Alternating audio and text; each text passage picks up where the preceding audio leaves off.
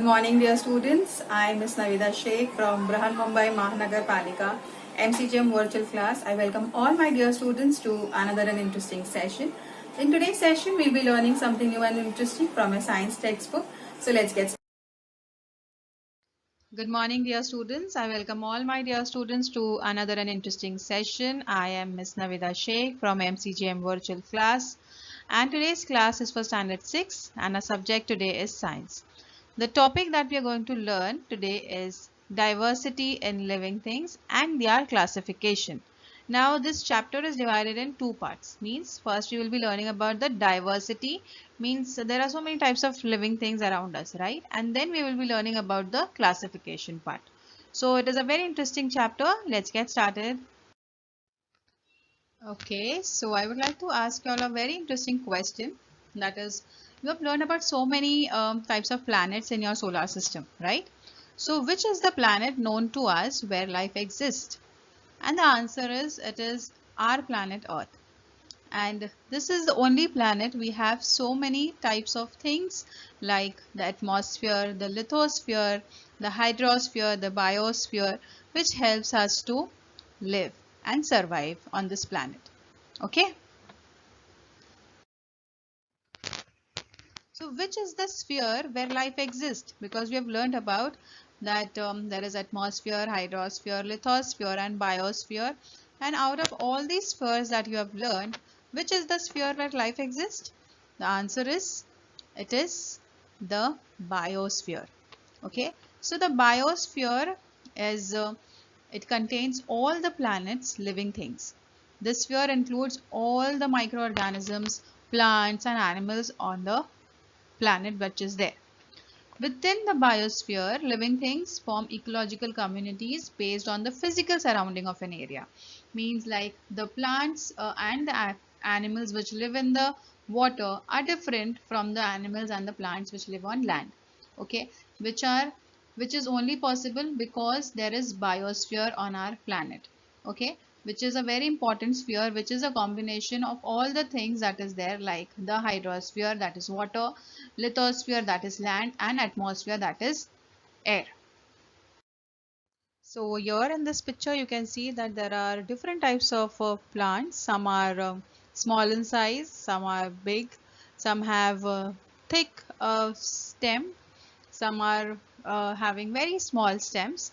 So there is a huge variety in plants that you see. Okay, for example, that here you can see that there is grass which are short, while there are others which have huge canopy. Means जो ऊपर का जो crown area बनता है leaves का, उसे canopy कहते हैं. ठीक है. Some plants grow underwater while some other float on water like the lotus. We find that some plants grow even in deserts. Means सूखी जगह पर भी plants उगते हैं जैसे कि cactus. Moreover, we find that there is a lot of variety in same type of plant. जैसे कि for example if you eat rice, हमारे घर में जब राइस आता है तो दो तीन टाइप का राइस हम लोग खाते हैं. Like you must be eating for daily basis we eat the kolam rice or some other rice, but when there is a special occasion we eat biryanis and pulao. That time we make use of basmati rice. So rice is one crop only, but it has a variety. Okay, same way for wheat as well.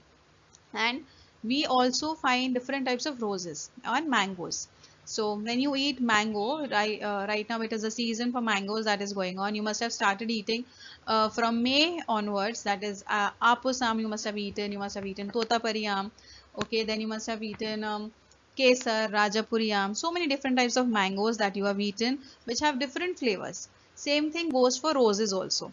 If you see a rose plant, some roses are white in color, some are red in color, some are pink in color, some have some are short heighted, some are bigger as compared to the others. Okay, so there is a huge variety in roses as well. Okay, means even if the plant is same, there is a variety, there is diversity. Okay, some plants grow even without stems, leaves or roots, and these are very different from ordinary plants that we will be studying ahead in this chapter. So let's study this diversity amongst plants. Different types of plants that are there. Now if you look at this picture, you will find that there is no organism which is of the same type. Okay, So are the plants and animals that you have seen all alike? The answer is no. Even if you see crows that come in your house, you will find that one crow looks a bit different from the other, right? And if you look at different trees if you have in your house, you will the plants that you have in your house, they are also different from each other. Their structure of leaf, their height, their stem, right? So every living thing, whether plant or animals, they are not exactly same, and there is a variety in them, and that is called as diversity in plants. So some plants would have bright color flowers, some would have light color, some would have small stems, some would have big huge trees, okay, some would bear fruits, some would bear some will have no flowers at all, okay. So there is a huge diversity in plants as well. Now, before we start with the classification, let us understand about the parts of the plant. Now, we have learned about that plants have basic parts are like root, stems, fruit, bud, flower. Okay, they have different functions. We will be learning about that also. Now, the roots are also of different types, like the tap roots, the lateral roots that you can see, the middle and the important big root that you see, that is called as the tap root. Okay, and the roots which are going away from the tap root are called as the lateral roots, which helps in absorption and gives them support to the plant. Now let's understand the structure of the plant in detail, like the roots. What are the roots useful for? The roots help in anchoring the plant in the ground and keep it in place. They also soak up water and nutrients from the soil that the plant needs to grow and survive. Means the roots are helping the plant to absorb all the water. जो भी पानी की ज़रूरत होती है वो कहाँ से मिलता है प्लांट को? From the roots. ठीक है, the nutrients which are there in the soil वो भी roots ही absorb करती है.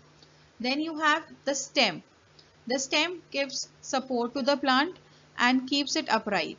Like how you have the skeletal system in your body जो हम लोगों को एक structure देती है, एक हम लोगों को posture देती है. Same way the stem also plays a very important role in supporting the plant, because stem के ऊपर ही सब leaves है, fruits है, flowers लगेंगे.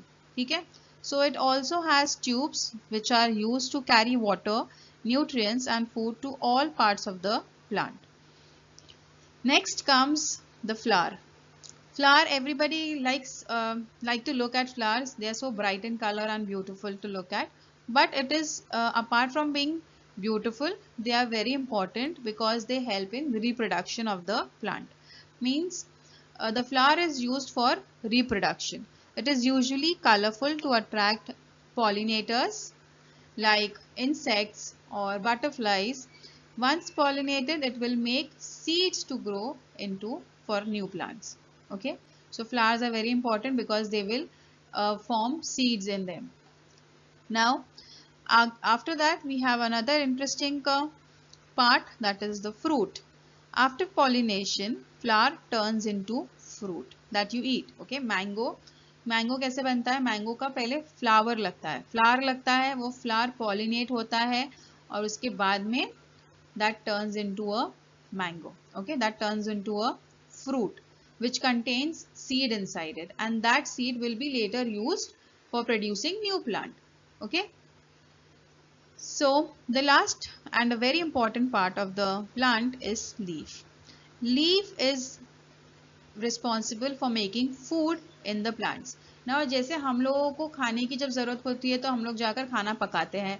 If animals need food, what do? They go and hunt or they eat grasses around them. But plants cannot do that.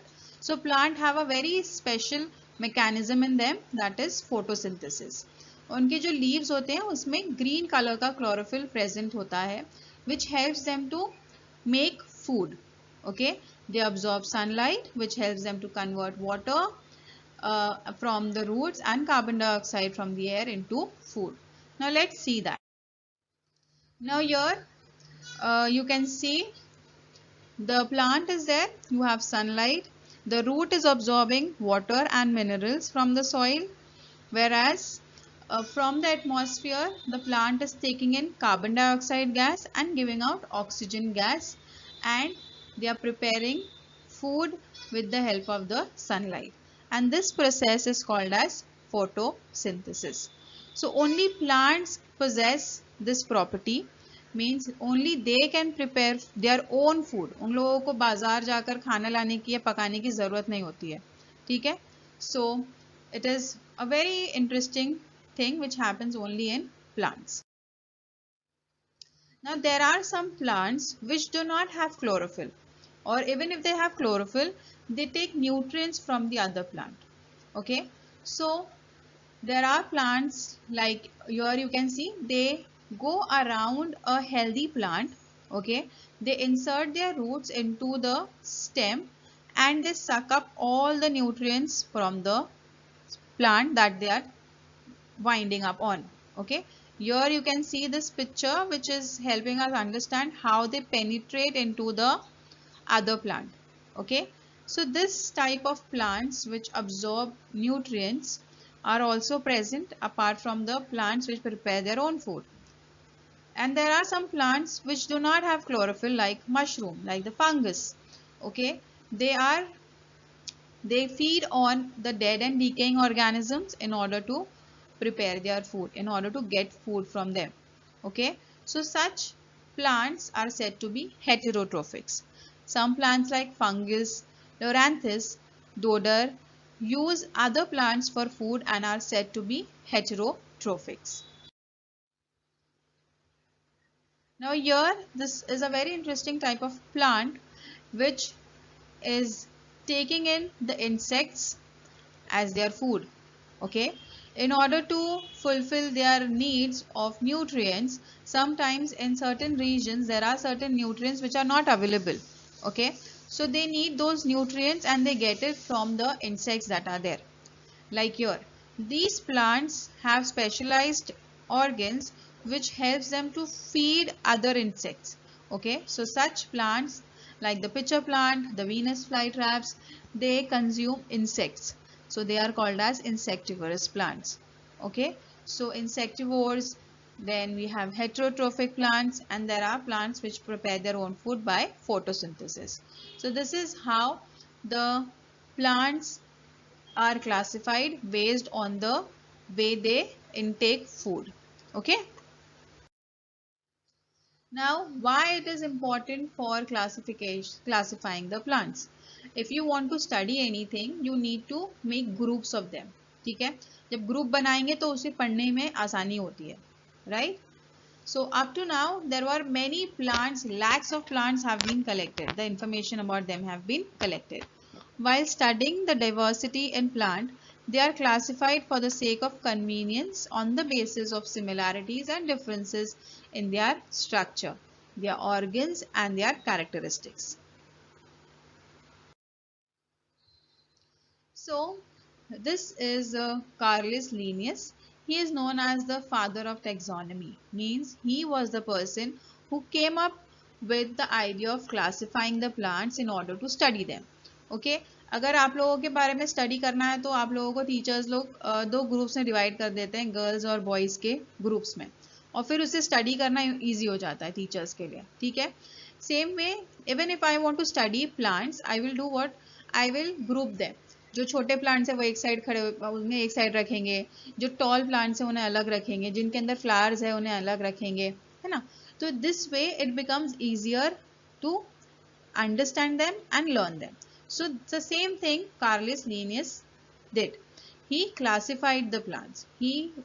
All the credit for classification goes to him. So he classified the plants based on their similarities, their differences and varieties. Okay, and that way classification was done.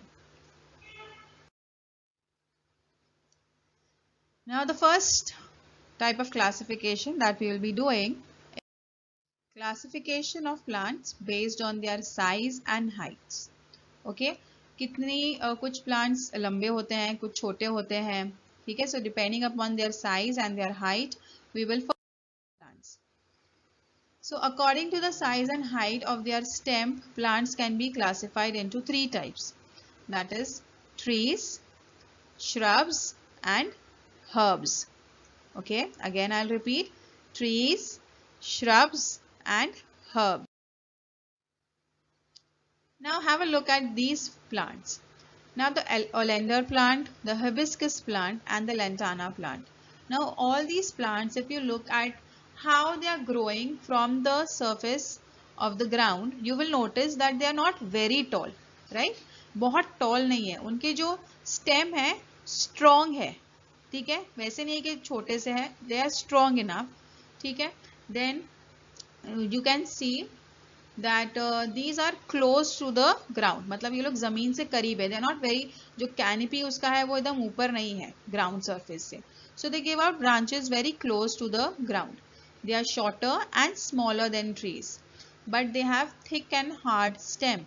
The oleander, hibiscus, lantana, coranti and rose are shrubs. They may grow up to 2 to 3 meters in height.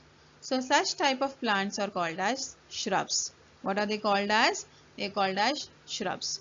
Okay, so if you have a rose plant in your house, that is a shrub. Okay. Let's have a look at this picture and look at them carefully. If you see that these plants like the basil, जैसे हम लोग के घर में तुलसी होती है, ठीक है, वैसे बेसिल होता है, पुदीना होता है. देन यू हैव कोरिएंडर, जो धनिया होता है हमारे घर में यूज होता है. Then you fenugreek. Fenugreek means the methi that you make use of in your kitchen. So these plants if you see they are growing in pots, means उनके जो स्टेम अगर देखोगे ध्यान से तो they are not very hard, they are not very strong. Okay, they are very soft and they can easily be broken, right? So such type of plants are called as herbs. The stem of herbs are green and quite flexible as compared to those of trees and bushes. Herbs may live for a few months or up to 2 years only. Okay, so if you see next time in your house, if you see pudina, kothmir, methi, spinach, palak, that is, all these are examples of herbs. Now here, if you see, you must have eaten watermelon, you must have eaten muskmelon, cucumber, pumpkin. All these are plants which are ऐसे उनके fruits इतने बड़े बड़े होते हैं, but उनका जो plant होता है ना, that is not very strong. Okay, so some they are called as vines. Some vines need vertical support for growing, while some others spread on the ground. Climbers like the money plant, everybody must have seen money plant. They have aerial roots, मतलब हवा में उसके roots आराम से निकलते हैं और वो लोग आराम से कोई भी चीज का support लेके ऊपर बढ़ सकते हैं. The stem of a creeper is very flexible, soft and green. It grows rapidly with the help of a support. Means if they take support, they can grow fast. Rapidly means fast they grow. And they produce such beautiful and tasty fruits and vegetables that you must have eaten. Now the next classification is based on their life cycle. Now if you see that there are some plants, if you plant it, they will live for only 1 year. There are some plants which live for 2 years and there are some plants which live for many years. Okay, so based on their life cycle means when the seed is sown and from the seed it turns into a plant, and from that plant it produces flower, it produces fruit, and then it dies. Okay, so this is a life cycle of a plant. So if this life cycle completes only in 1 year and then they die, that means it's an annual plant. If the life cycle completes in 2 years, that means it's a biennial plant. And if the life cycle goes on, means first they have produced from the seed, they have converted into a plant, tree, they're producing fruits, and that tree keeps on producing fruits over many years. Okay, so such types of trees are called as perennial plants. So let's have a look at a few examples of life cycle based classification. First is the annual crops. Crops which produce seeds and complete their life cycle within 1 year, for example wheat, maize, barley, etc. are called as annual crops. Biennial crops are during the first year, these crops which grow vegetatively and reserve food in their roots or other plant parts During the second year, the reserved food is utilized to produce flour and fruits. Example is the beetroot that you eat, carrot, radish, turnip. These are all examples of biennial crops. Means first year they will just grow, they will form roots, and then they will store the food in their roots, okay, and then they will produce flowers and fruits. So this takes about 2 years to complete, and such crops are called as biennial crops. The third one is perennial crops. Crops which grow for more than 2 years. They may produce seeds each year, but their lifespan is more than 2 years. Okay, so they have a very strong, I would say the entire system is very strong. They keep on producing fruits and flowers over the period of time again and again. Example is sugar cane, then you have mango, coconut plant. These are all perennial crops. So here it is explained very nicely. In annual plant means one life cycle. The seed was sown, it germinates, it produces flowers, the flowers produces seeds, and this seed is then used for producing another plant. So this is complete in 1 year. So it is called as annual plant. Whereas when we talk about perennial plant, it takes about multiple life cycles. Means first year it took about the plant to grow, produce seeds, and then this seeds keeps on growing again and again and again. Okay, they keep on producing fruits and flowers for n number of years. Okay, so these plants are called as perennial plants. The next classification is based on flowers. Some have flowers, beautiful flowers. Okay, such plants are called as flowering plants. Plants that bear flowers are called flowering plants, and there are some plants like the fern. Oh, these plants do not have flowers. So these are called as non-flowering plants. The plants that never bear flowers are called non-flowering plants. And non-flowering plants may not have organs like root, stem and leaf. Okay, proper root, stems and leaf. The next type of classification is based on the habitat, means the place where the plant lives. Some plants live in forest areas, some live in open areas like the meadows on the hilly regions. Okay, some live inside water or near water. Okay, some live on barren land. For example, here you can see cactus which grows in the desert. These are different types of cactus. Depending upon the habitat, they have adapted over there. Now the aquatic plants like the lotus, you can see some plants are on the surface of the water, some are submerged completely inside the water. And question which I would like to ask, why do you think that these plants do not get rotten or do not die? It is because the leaves are very thin and they can withstand the fast water current, and they have a waxy layer over their leaves which rolls off the water which is falling onto it, and they have tiny holes in their stalk which helps them to float. Okay, so in their stem they have air spaces which help them to float. So I hope with this chapter up till here is quite.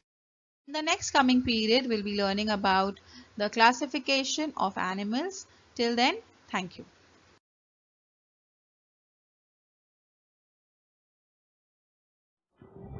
If you liked our video, please subscribe to our channel and do not forget to hit the like button. Hope this session was quite useful to you. In the next coming period, we'll learn something new and interesting. Till then, thank you.